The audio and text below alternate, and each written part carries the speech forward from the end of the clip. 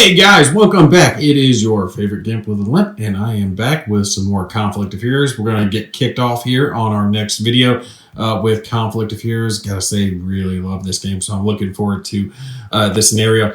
We're still doing that giveaway. You still have time to enter, so if you don't know what I'm talking about, watch the previous video, which you should have already watched before you're watching this one, and it will tell you how to enter and all that other good stuff, so make sure you go check that out if you want a chance to win your own copy of Conflict of Heroes. All right, so we went over the basics of what the scenario is. Remember, I created this scenario myself. You guys let me know what you think about it. Comments for this video don't count towards the giveaway, only for the first video, just a reminder. So feel free to put whatever you want down below. Let me know, multiple comments, all that good stuff. But yeah, let me know what you think of this little one that I came up with off the top of my head. We're going to figure out who has initiative to start out. It's still going to be the 2d6 roll. 8 or up is going to be me. 7 or under is going to be the AI. Kind of gives them an advantage, I think, as far as 2d6 rolls are concerned. So I might go back to doing it the other way, where just one die is me, one die is the AI, because I don't really think I like the 2d6 way. I think I like the just one die representing each person. Remember, our goal as the German player is to activate this panther that's broken down in the middle of town.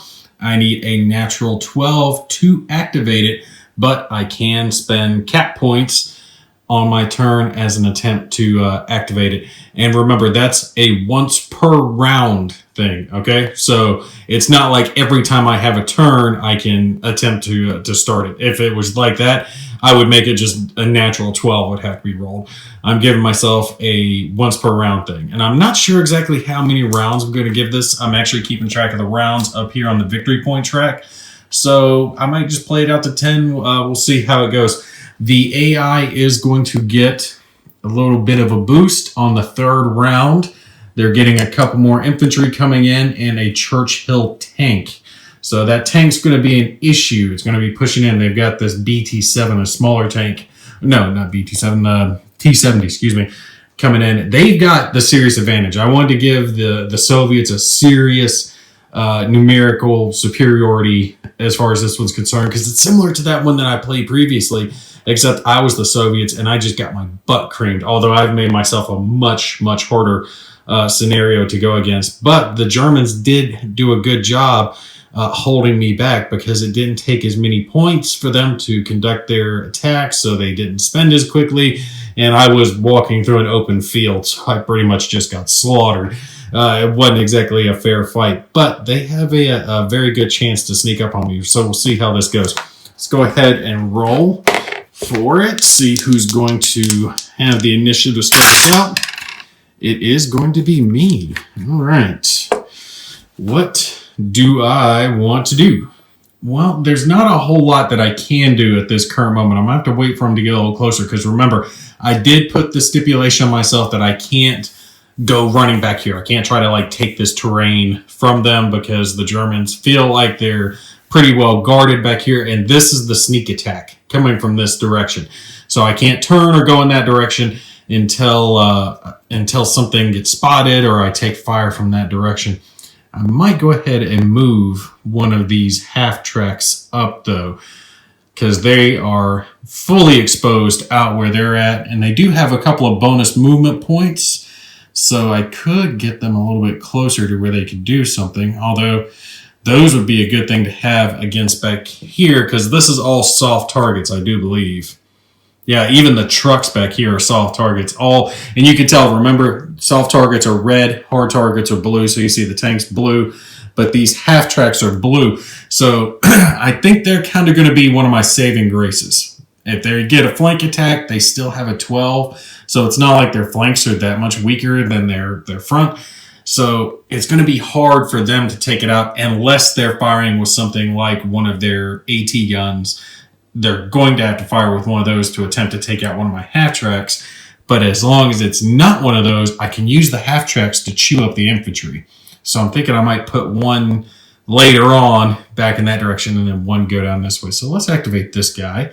And since he has the two little symbols there underneath the one in the top right, those are tread symbols. And for each one of those symbols, you get a bonus hex. So he was right here, and I can effectively move 3 hexes as long as I'm moving through the right terrain. I couldn't like start here and move there and then like bonus hex into the woods, but it depends on like where you're starting out. You can't move into difficult terrain and then get bonus moves. Basically, roads and open fields and cornfields, stuff like that works for bonus movement. But there's bonus movement wheeled and bonus movement tracked. Tracked will have more options than wheeled, obviously. So we'll take him and go 1, 2, and 3. Yeah, we'll go there.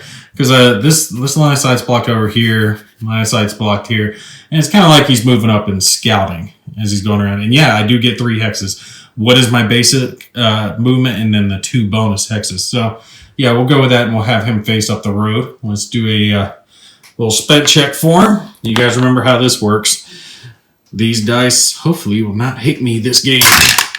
Nope, we're good. Woo. Okay, I can deal with that. And we are going to continue trying the stress mechanic. That's the one. It's like that in every damn game I play. There's always one friggin' mechanic I can never keep in my damn mind. And stress seems to be that one for me as far as this game's concerned. If you don't know or haven't seen it previously, stress makes your actions cost 1 extra action point. So you can't just continue to activate the same unit without penalty. Because my next activation, I could activate this half track again, but it would cost me 1 more to do any one of his actions. So while it was 1 movement point, or 1 action point rather, to move him this time, it would be 2, which would make it more likely for him to stress out or become spent if I did it while he was stressed. So we're definitely going to try to avoid that. Okay, and one other thing I wanted to mention is these transport items down here. There are 2 trucks, right, that are towing these AT guns, and I'm making a thematic adjustment because I want to kind of get these infantry in a little quicker. I don't want them being stuck way in the back and not being involved in the game for a while. I'm going to let them jump into the back of the trucks. So a couple of these trucks can grab a couple of squads as they're going through this little town here. And I'm giving them that little bonus. So it's actually against me, but do keep in mind that that's not strictly in the rules. In the rules, you can either tow a unit or carry a unit. You can't do both. All right, so let's draw a card, see what the AI is getting. They're starting off great. A command order. And, okay, someone asked me this, and this is a good question. Execute counteractions, which there's counteractions and mission orders and stuff like that. And since I'm making my own scenario, I obviously do not have counteractions. Speaking of which, I forgot to mention this. Uva did comment on the previous video and on Facebook that they are in the process of making solo missions specifically for Storms of Steel. So those will be coming very soon, and we'll work with this. So that's excellent. So you will actually have written out counteractions, mission orders, and all the other good stuff.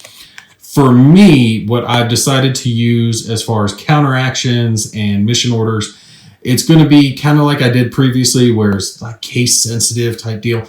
It's going to be something like flank the enemy, try to circle around, try to encircle, get to cover, that type of mentality. That I kind of want like a generalized option, so it kind of gives me a lot of different things that they could do when that option comes up instead of just like a one-off.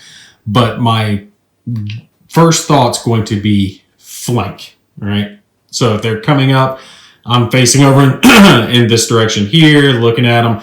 They get the execute counteractions. They might think, okay, let's cut around these trees and try to get over on there, or come around in this direction. Something like that. That's what they're going to be trying to do. So for their actual order, though, it's going to be largest group of mobile AIs closest to a mission objective. And the mission objective is to bust up my Panther and really just take me out. To a mission objective or spent unit move towards. So yeah, they're definitely going to be moving towards. We already knew that was going to be happening anyway. Let's push these counters out of the way. Now, let's see. Largest group would probably be this group down here, because that's a whole lot of counters and they are all contiguous.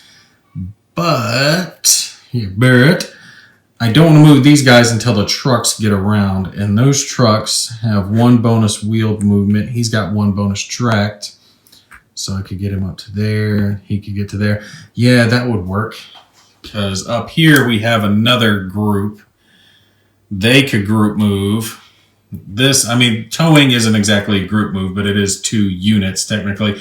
But these trucks are nothing. If they get blown up, the Soviets don't care. They're literally there just to get the guns in place. Because the guns could move on their own, but at 4 movement points just to move, like 1x, they'll never get there. That's why you got to tow those things in. They would become spent every time they moved.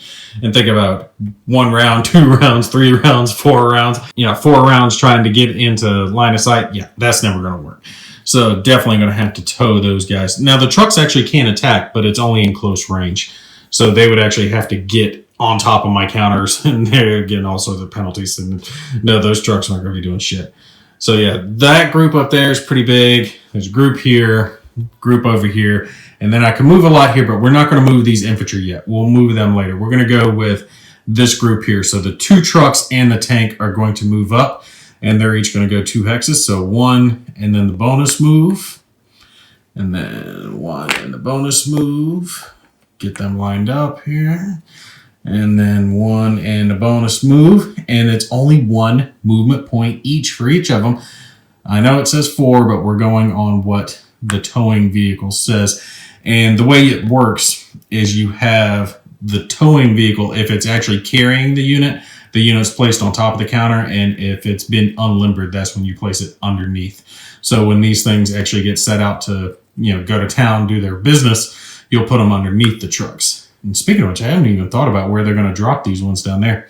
But we're going to have, on the next AI round, some of these infantry jump into these trucks just to help get them moved up. Like I said, it doesn't go specifically with the rules, but that's just to kind of speed along the game, go thematically. I'll tell you what, after looking at it, I think some good places, because I think I did the same AT gun for them all the way across the board. Whatever it is, like 42 mil or something like that. Yeah, 45 mil. AT guns. So I'm thinking maybe 1 up here and then 1 over here in the woods. So covering this direction and then up this way, kind of flank on them and shoot into the town, gun up, especially if they can gun down these half tracks. That's going to take out a lot of my good stuff right there. But let's do our spent check. Spent is, they're good. So it would have to be a 1 for them not to be good. And we will throw a little stress marker right here just on the center room, just so we remember. Now, there's a lot that are contiguous that could do a group move the next time around, but I think we're going to stick, like I said, with putting those infantry on and having them gun up. Oh, and I forgot to do my my activation on my tank. I did mean to do that, so we'll do that real quick since I forgot it on my first turn. And I am going to spend some points. Let's go with 2 points. All right, so I would need, spending 2 points, a 10 or higher to get my tank repaired and activated. Nope.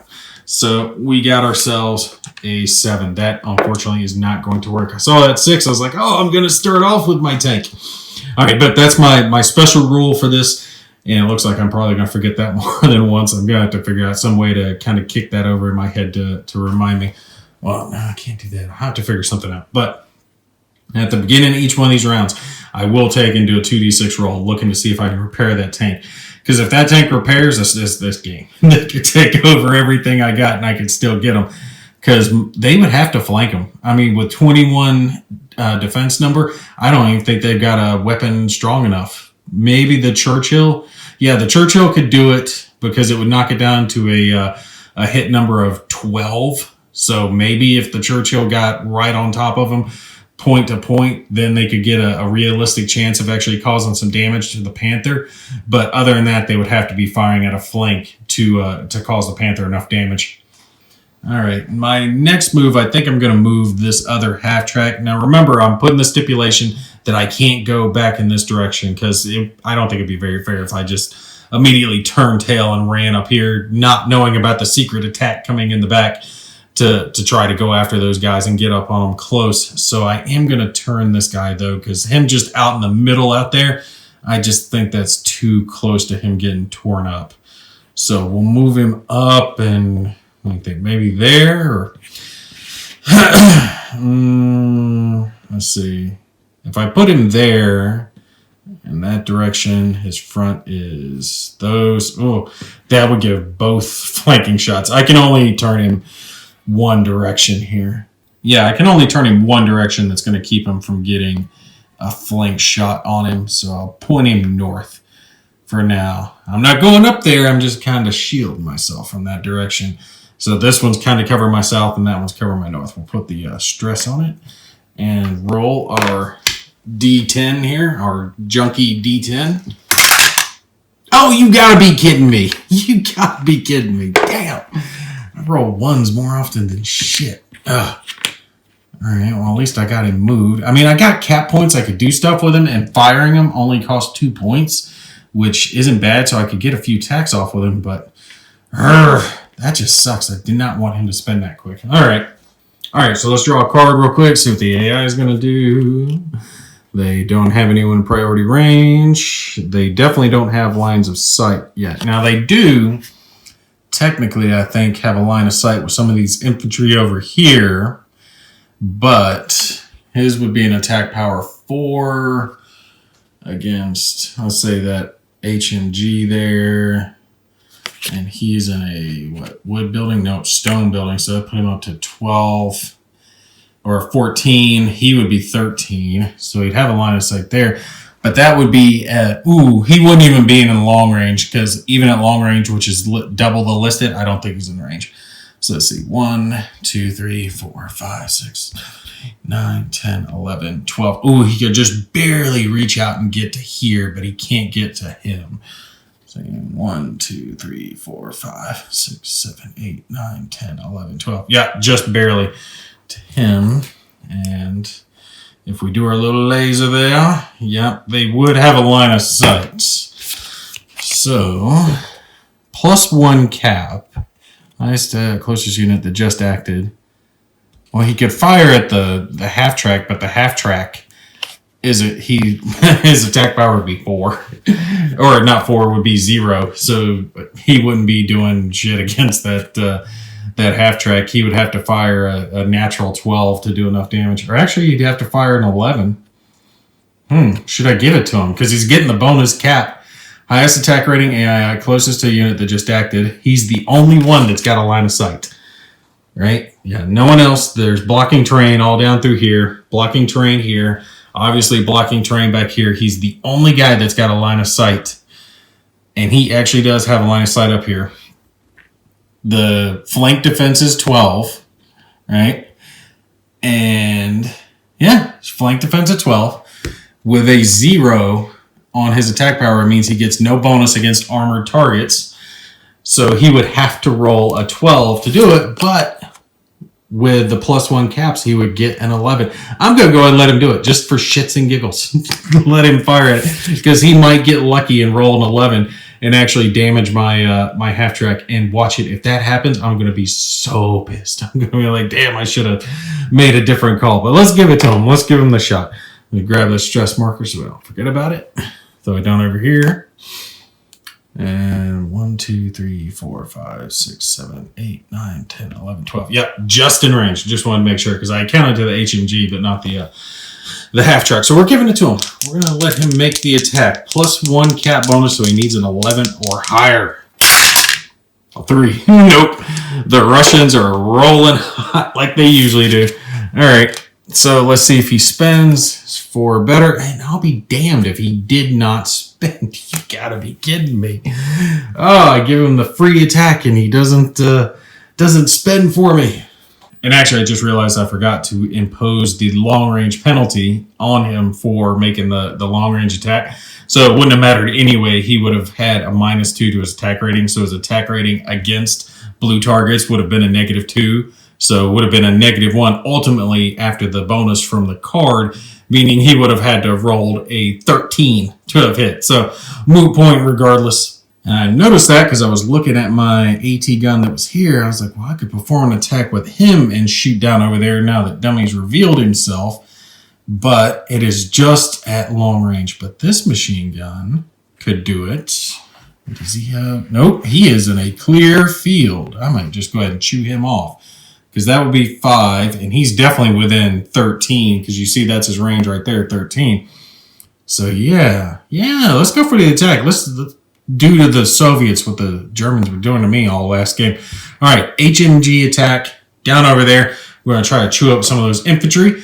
His attack power is a 5 against his defense of a 12. With a 12, that's going to be a hit number 7, which is good. I'm good with it being a 7. All right, so let's see if we can cause a little damage here. 6. No. Shit. Well, that sucks. All right. A lot of low scoring hits to start this off with. All right, so let's roll our die here real quick. See what we got. Good. All right. Needed to be above a 2, and I'll take the 3. All right, let's draw one more card for the AI, see what they're going to do this round. And again, I'm not worrying about this top part here about skipping turns and all that crap. We're not going to worry about that. Nobody in priority range. The AI is not going to pass. Closest to a unit or mission objective, low risk move towards. All right, so who is closest? These guys are closest. Yep, he is closest. I will let them do... Oh, should I do... Yeah, we'll do a group move, because if they spend, it's not that big of a deal. We'll move 1 into the woods. Have him turn this way. He can stay there. So they're moving forward, but that is going to end for the difficult terrain. So that's going to be +1 AP for them. So it's effectively 2 AP for both, since they're doing a group move. So to see if they spend, it needs to be 3 or better. As far as that's concerned, let's grab their stress marker over there. Throw it on these guys so we remember. And do they spend? They do not spend.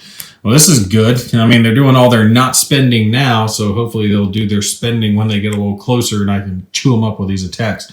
But my thought with these little infantry is they can squeeze in, get right up here on the town, apply the pressure from behind because I don't have a whole lot of defenses right here, just one little squad, especially the back. That's the crush. That's the anvil to this hammer that's coming in.